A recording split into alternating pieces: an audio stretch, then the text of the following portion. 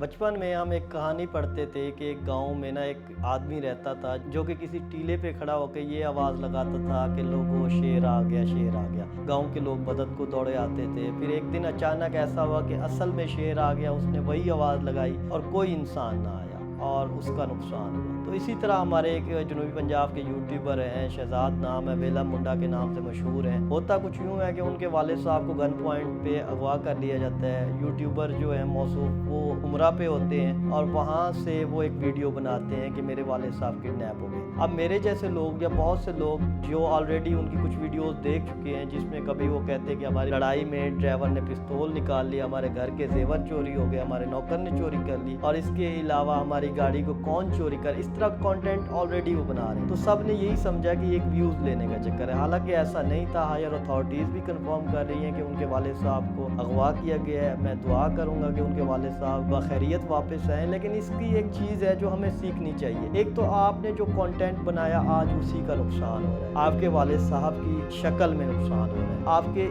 सारी चीज़ें आपके कंटेंट पे डिपेंड करती हैं।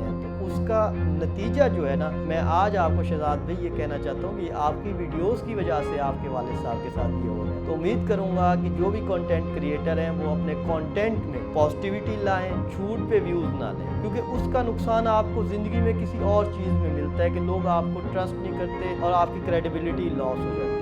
80% वो लोग हैं जो मुझे फॉलो नहीं करते लेकिन मेरी वीडियोस देखते हैं और 20% वो हैं जो मुझे फॉलो करते हैं तो मेरी वीडियोस भी देखते हैं, लाइक भी करते हैं। तो जो लोग मेरी वीडियो से एग्री करते हैं कि मैं उनके लिए अच्छा कंटेंट बना रहा हूं तो वो मेरे पेज को भी लाजमी फॉलो किया करें और अपनी मोहब्बतों का जवाब दें और कमेंट में मुझे लाजमी बताया करें कि मेरे कंटेंट उनको अच्छा लग रहा है, ठीक है या नहीं है, ताकि मैं इसको और इम्प्रूव करूँ।